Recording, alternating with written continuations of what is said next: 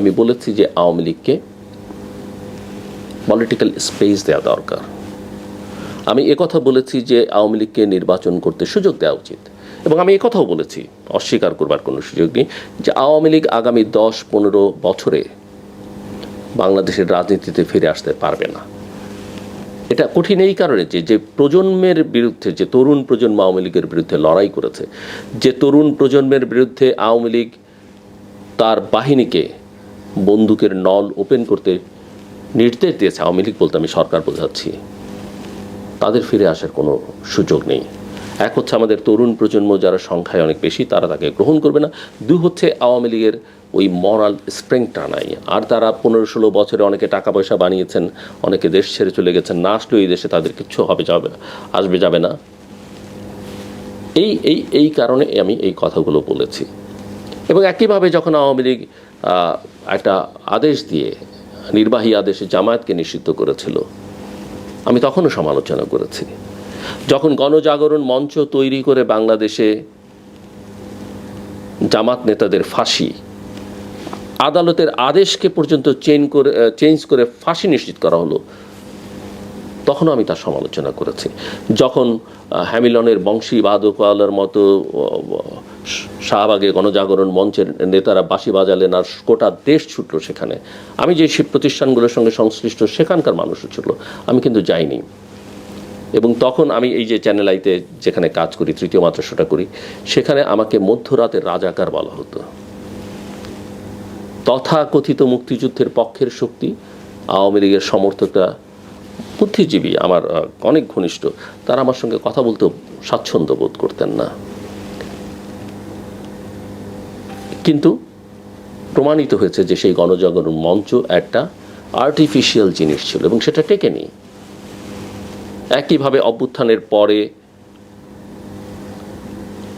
তরুণ বা ছাত্রদের বিরুদ্ধে আমি কখনো কথা বলিনি, কিন্তু এই ছাত্রদেরকে ব্যবহার করে, তাদের নাম ব্যবহার করে যারা রাষ্ট্রের সুবিধা নিতে গিয়েছে, ক্ষমতার লোভী ছিল, আমি তাদের সমালোচনা করেছি। এবং আমি যখন দেখেছি যে সরকারে থাকা ব্যক্তিবর্গ একটা কিছু সাহসী তরুণকে ব্যবহার করে একটা রাজনৈতিক দল তৈরি করে দিয়ে একটা নিজেদের জন্য সুবিধা নিতে চাইছে, আমি তার সমালোচনা করেছি।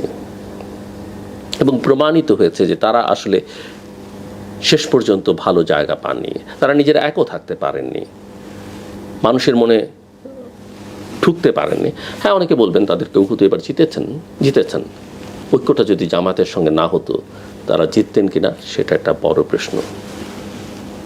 এখন আসেন আমার যে কৈফিয়ত আমি শুরু করেছিলাম সেই জায়গায় যাই।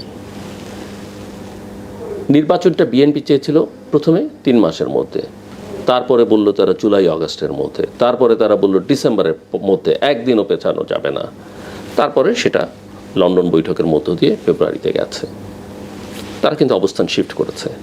জামায়াতে ইসলামী আগে স্থানীয় সরকার নির্বাচন, পরে জাতীয় সংসদ নির্বাচন, আগে পিআর, পরে নির্বাচন। একই অবস্থা ইসলামী আন্দোলন করেছে। জুলাই চার্টার, জুলাই ঘোষণা বলতে বলতে তো মুখে ফেনা তুললে এনসিপি, যদিও তারা চার্টার স্বাক্ষর করেনি, আবার গণভোটের পক্ষে, হ্যাঁ পক্ষে তারা কাজ করেছে। প্রত্যেকেই তাদের অবস্থান পরিবর্তন করেছে। সেনাপ্রধানের কথা জেনারেল ওয়াকারুজ্জামান প্রথম থেকে ট্রলের শিকার হয়েছেন, সমালোচনা করা হয়েছে। তিনি কিন্তু বহুবার বলেছেন যে আপনারা কাদা ছোড়াছুড়ি বন্ধ করেন, যা করছেন দেশের স্বাধীনতা সার্বভৌমত্ব বিপন্ন হতে পারে, পরে আমাকে দোষ দিতে পারবেন না। এবং 18 মাস ডিসেম্বরের মধ্যে তিনি ইলেকশনের কথা বলেছেন, একাধিকবার বলেছেন, এবং সেগুলো নিয়ে অনেক কথা হয়েছে। আমিও সেটাই বলছিলাম যে নির্বাচনটা ডিসেম্বরের মধ্যে হতে হবে, নির্বাচন যত হবে তত ভালো হতো।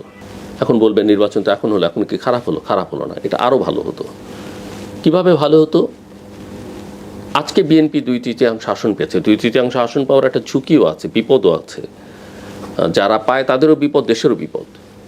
কিন্তু বিএনপি যদি, আমি একসময় বলেছি আপনাদের খেয়াল থাকবার কথা, আমি বিএনপি করি না, কোনোদিন বিএনপি কেন, কোনো রাজনৈতিক দলও আমি করব না, কিন্তু আমি বলেছি যে বিএনপি যদি তখন 300 আসনে পেতে অবাক হবার কিছু থাকতো না। বিএনপির নামে এই যে যত রকমের বদনাম রটনা হয়েছে এবং বিএনপি যত বিচ্যুতির মধ্যে গেছে বিএনপির নেতাকর্মীরা এই 17 মাসে, সেটা হতো না। তারেক রহমান একটা ফ্রেশ ইমেজ নিয়ে 17 বছরের নিপীড়ন নির্যাতন ত্যাগের যে মধ্য থেকে বেরিয়ে এসে অন্যভাবে ভিন্নভাবে যাত্রা শুরু করতে পারতেন।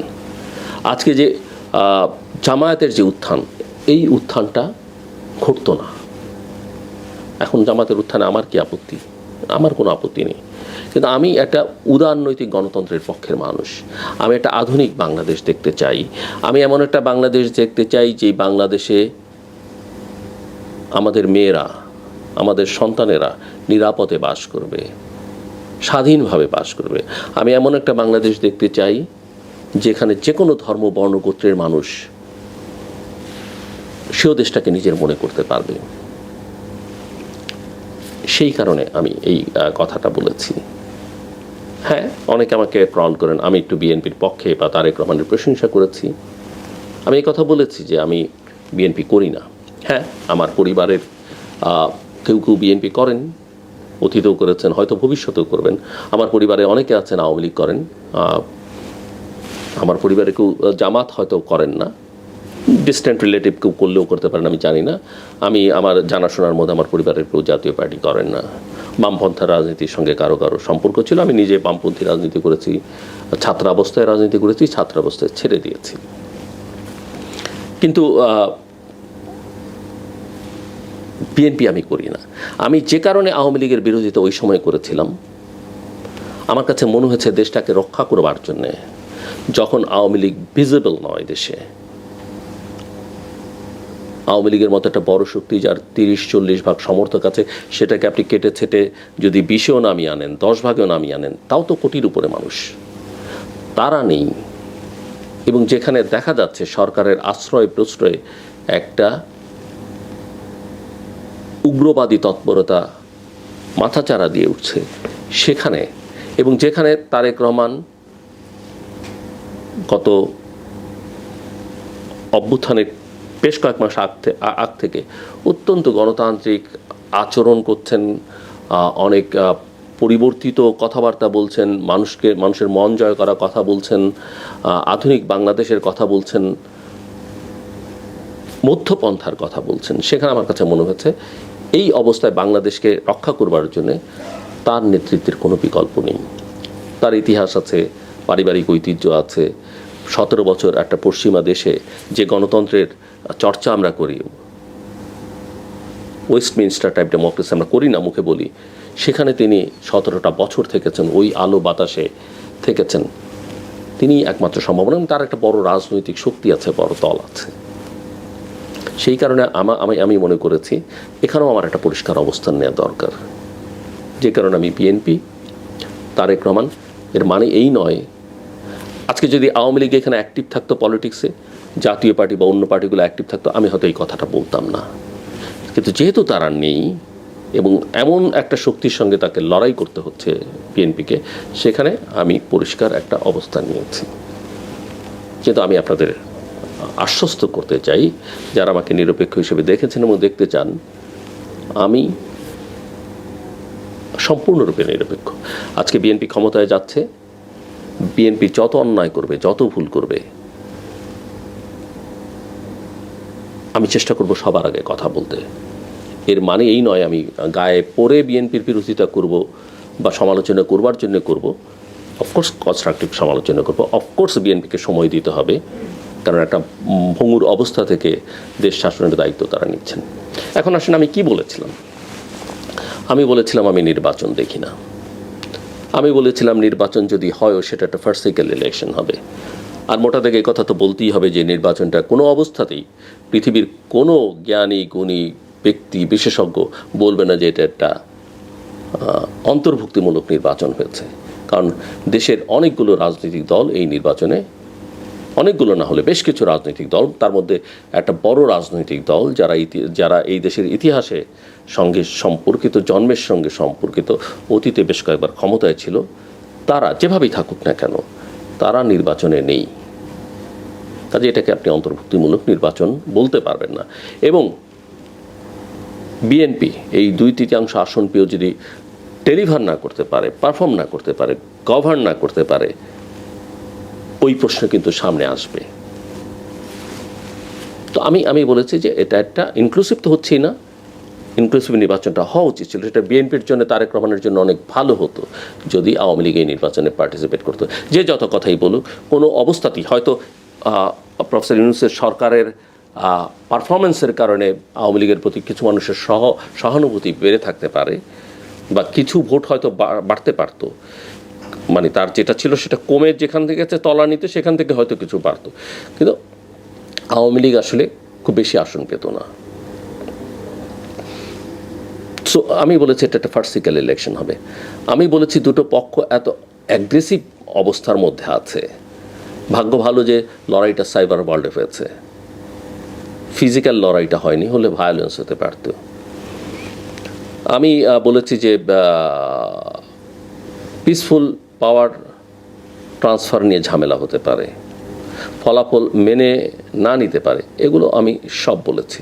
এবং এটাও বলেছি যে এরপরে যেটা হবে, মানে আমি বলিনি এ কথা না, যে যেই সরকার গঠন করুক না কেন, তারপরে যদি নির্বাচন হয়, সব কিছু ঠিকঠাক হয়, তাহলে স্থিতিশীল বাংলাদেশ পাওয়া কঠিন হবে আমাদের জন্য। এখানে অনেক প্লেয়ার যুক্ত হয়েছে, দেশি বিদেশি, তারা তৎপর। অনেকে বলেন যে আমি মাঝখানে কথাও বলেছি যে ওই যে এক সময় বলেছিলাম, সেটা নিয়েও কিছুদিন ট্রলের শিকার হয়েছি।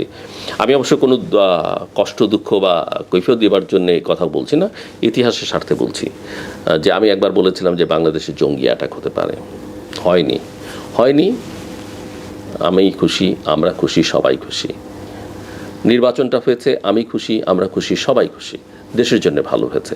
এবং আমার কথা যদি না ফলে, না মেলে, আমি যদি হেরেও যাই কোথাও, দেশ যদি জেতে, জনগণ যদি জেতে, সেটাকেই আমি গুরুত্বপূর্ণ মনে করি।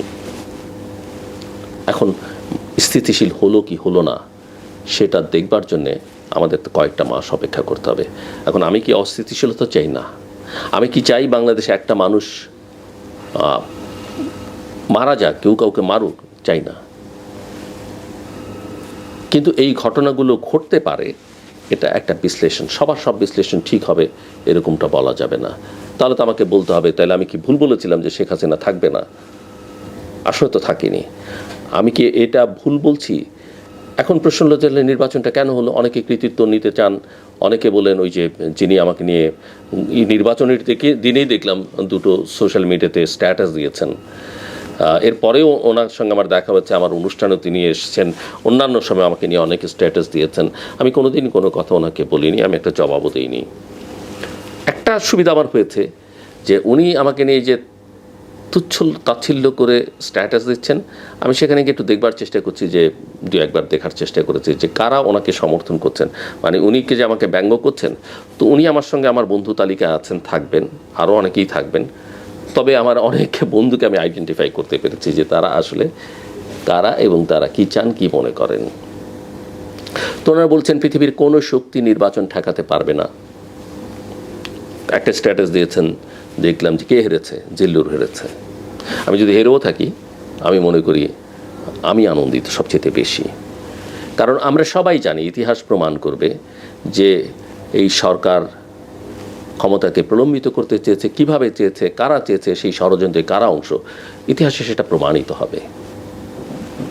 এবং নির্বাচনটা যে হলো শেষ পর্যন্ত ভালো, এই কৃতিত্ব কার?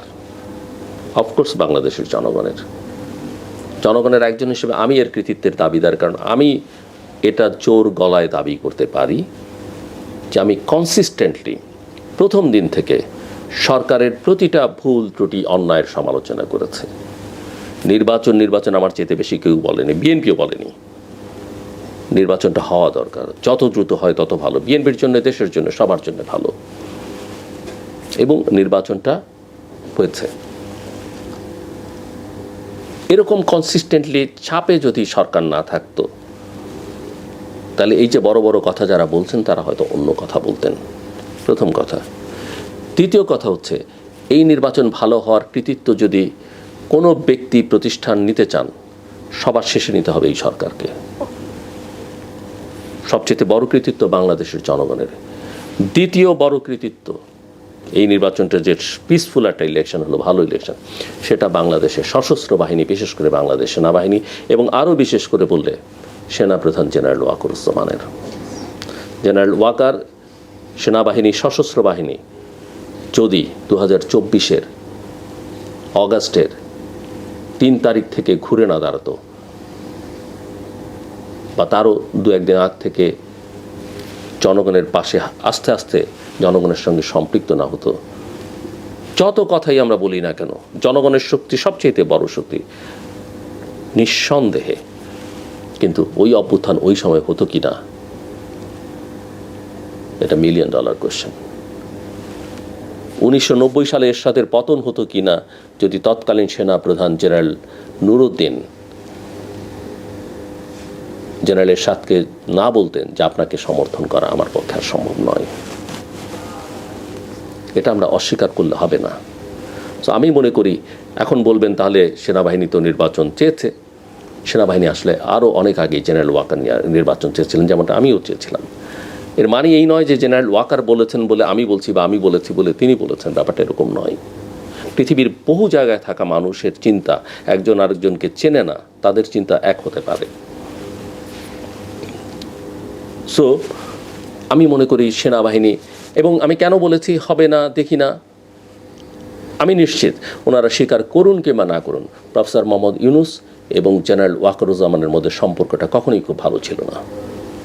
সেনাবাহিনীর সঙ্গে সরকারের সম্পর্ক কখনোই খুব ভালো ছিল না। ওনারা বলেছেন আমাদের সম্পর্ক ভালো, কিন্তু বাস্তবে ভালো ছিল না। ইতিহাস বলবে ভালো ছিল কি না। এবং এই যে শেষে 7 দিন সেনাবাহিনী যে ভূমিকা রাখলো, জেনারেল ওয়াকার সারা দেশে ঘুরে ঘুরে তার বাহিনীকে যেভাবে নির্দেশনা দিয়েছেন, তৈরি করেছেন, সেটা না হলে এই যে লক্ষ লক্ষ টাকা সহ ধরা পড়লো, এটা ধরা পড়লো, ওটা ধরা পড়লো, কই গত 17-18 মাসে সেনাবাহিনী তো মাঠে ছিল, এত অস্ত্র ঘোরাফেরা করেছে, কোনো অস্ত্র তো উদ্ধার হয়নি, ম্যাজিস্ট্রেসি পাওয়ারও দেওয়া হয়েছিল, কিছুই তো হয়নি। এবং পরিস্থিতিটা আসলে পাল্টে গেছে, পরিস্থিতিটা পাল্টেছে আরেকটু আগে থেকে। আসলে আমার যেটা ধারণা, আমি জানি যে মিস্টার তারেক রহমানের স্বদেশ প্রত্যাবর্তনটা বাংলাদেশের সেনাবাহিনী, সশস্ত্র বাহিনী তারা আরও আগেই চাইছিলেন, কারণ তারা বুঝতে পারছিলেন যে তারেক রহমানই একমাত্র এই মুহূর্তে বাংলাদেশকে রক্ষা করতে পারে, সামনের দিকে এগিয়ে নিতে পারে। যেখানে প্রতিবেশী দেশের সঙ্গে টেনশন, এক দেশ রোহিঙ্গাদের দিয়ে রেখেছে, চাপিয়ে রেখেছে, আন্তর্জাতিক শক্তিগুলোর সঙ্গে সম্পর্কের নানা টানা পড়েন, সেখানে তারেক রহমানের যেহেতু জনসমর্থন আছে, বড় একটা দল তার পেছনে, তিনি একটা ভূমিকা রাখতে পারেন। কিন্তু নানা কারণে, যেটা মিস্টার রহমান নিজে উল্লেখ করেছেন, সোশ্যাল মিডিয়াতে স্ট্যাটাস দিয়েছে যে সব কথা বলা সম্ভব হচ্ছে না, কিন্তু তার কিছু সমস্যা আছে এবং সমস্যা কাটা মাত্রই তিনি দেশে আসবেন। তার আসার পথে কিছু বাধা ছিল, বাধা তিনি অতিক্রম করে তিনি দেশে এসেছেন। এবং ভেরি আনইউজুয়াল কিন্তু প্রয়োজনীয় ছিল সশস্ত্র বাহিনী, বিশেষ করে সেনাবাহিনী, 3 বাহিনীর প্রধান, বিশেষভাবে সেনাপ্রধান জেনারেল ওয়াকারুজ্জামান তারেক রহমানের সর্বোচ্চ নিরাপত্তা নিশ্চিত করেছেন, যেটা সেনাবাহিনীর না করলে কেউ অভিযোগ করতে পারতো না, করবার কোনো কথাও না। তারেক রহমান তখন প্রধানমন্ত্রীও না, কোনো নির্বাচিত নেতাও না, কিন্তু তাকে দিয়েছেন। এবং তারেক রহমান আসার সঙ্গে সঙ্গে দেশের পরিস্থিতি অনেক পাল্টে গেছে। সেনাপ্রধান, বিমান বাহিনী প্রধান, নৌবাহিনী প্রধান বেগম জিয়া অসুস্থ, হসপিটালে দেখতে গেছেন। তার আগে সেনাপ্রধান জেনারেল ওয়াকারুজ্জামান সস্ত্রী বেগম জিয়াকে দেখতে গেছেন তার বাড়িতে। এগুলো নানা বার্তা আসলে, কেননা দেশটাকে রক্ষা করতে হলে শুধুমাত্র একটা প্রতিষ্ঠানের পক্ষে, একজন ব্যক্তির পক্ষে সম্ভব নয়। রাজনৈতিক শক্তি, জনগণ দরকার।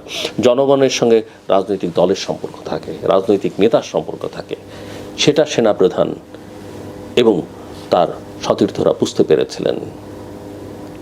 কাজেই নির্বাচনের সবচেয়ে বড় কৃতিত্বটা সেনাবাহিনী এবং সশস্ত্র বাহিনীকে দিতে হবে।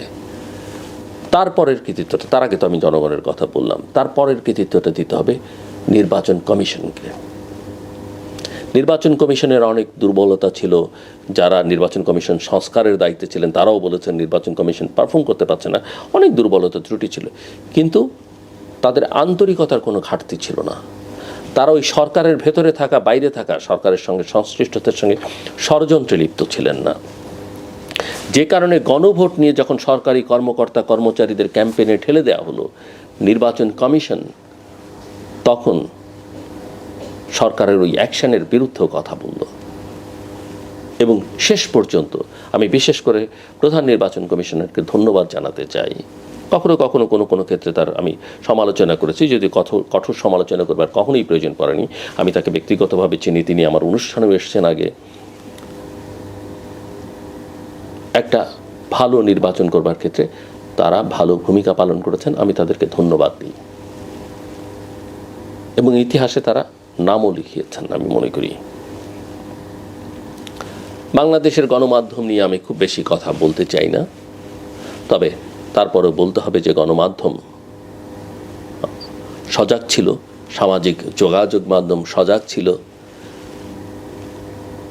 এবং ওই যে আমি একটু আগে সম্ভবত বলেছি কিনা আমি জানি না, না বললে আমি একটু রিপিট করি, এই যে নারী ভোটারদের এবং বিশেষ করে ধর্মীয় সংখ্যালঘু, নৃতাত্ত্বিক সংখ্যালঘু, তাদেরকে ভোট দিতে যেতে সেনাপ্রধান কিন্তু উৎসাহিত করেছেন। আমি তাদের কাছ থেকে শুনেছি যে তাদের সঙ্গে বিভিন্ন পর্যায়ে কথা, এবং তিনি বলেছেন যে আমরা আপনাদের নিরাপত্তা নিশ্চিত করব। এবং তারা ইউজুয়ালি অনেকেই আওয়ামী লীগকে ভোট দেন, কিন্তু তিনি তাদেরকে আশ্বস্ত করেছেন যে বর্তমান বাস্তবতায় যেখানে ভোট দেওয়ার দরকার আপনারা মনে করেন সেখানে ভোট দিতে যান, আমরা আপনাদের নিরাপত্তা দেব। সেই নিরাপত্তা তাদের দিয়েছে। আমরা জানি যে আমাদের আন্তর্জাতিক শক্তিগুলো এই নির্বাচনে এক ধরনের পক্ষপাতিত্ব করবার চেষ্টা করেছে, এবং সে কারণে আমি ওই কথা বলেছি যে আমি আসলে নির্বাচন দেখি না। অনেক রকমের ষড়যন্ত্র হয়েছে, বিএনপিকে হারানোর ষড়যন্ত্র হয়েছে, অনেক কিছু, কিন্তু শেষ পর্যন্ত সশস্ত্র বাহিনী, নির্বাচন কমিশন সবাই এখানে সরকারের কৃতিত্ব দেবার দাবি করে লাভ নেই। এবং আমাদের মতো অনেকের এই যে চাপ, এই চাপ এই নির্বাচন ভালো করতে ভূমিকা রেখেছে। এবং অবশ্যই স্বীকার করতে হবে তারেক রহমানের নেতৃত্ব এবং বিএনপি সবাইকে সন্তুষ্ট রেখে, কারোর সঙ্গে ঠোকাঠুকিতে না গিয়ে, বিরোধে না গিয়ে, যেভাবে নিজেরা অনেক সময় ফেরে যাচ্ছেন, পরাজিত হয়েছেন, কথা ঠিক রাখতে পারছেন না, কম্প্রোমাইজ করছেন, এটা করতে করতে তারা আসলে পরিস্থিতিটাকে অনেকখানি অনুকূলে নিয়ে যেতে পেরেছেন। তারা বিরোধ টিরোধ করলে মনে হতো, যখন তারা 3 মাসের মধ্যে নির্বাচন চেয়েছিলেন, 3 মাসের নির্বাচন সম্ভব ছিল, নির্বাচনটা করলে পরিস্থিতি এই 17 মাসের সাফারিংস আমাদের করতে হয় না, সেটা 3 মাসেই আমরা যা হতো, তারপরের 13-14 মাসের সাফারিংসটা আমাদের দেখতে হতো না। কিন্তু তখন কিন্তু অনেকে সমালোচনা করেছে এই যে বিএনপি ক্ষমতার জন্য অস্থির হয়ে গেছে। তো ক্ষমতার জন্য অস্থির হয়ে গেছে, 17 মাসে কি হলো? অপরাধীদের বিচার হয়েছে? কয়টা বিচার হয়েছে? রিফর্ম হয়েছে? হয় নাই তো।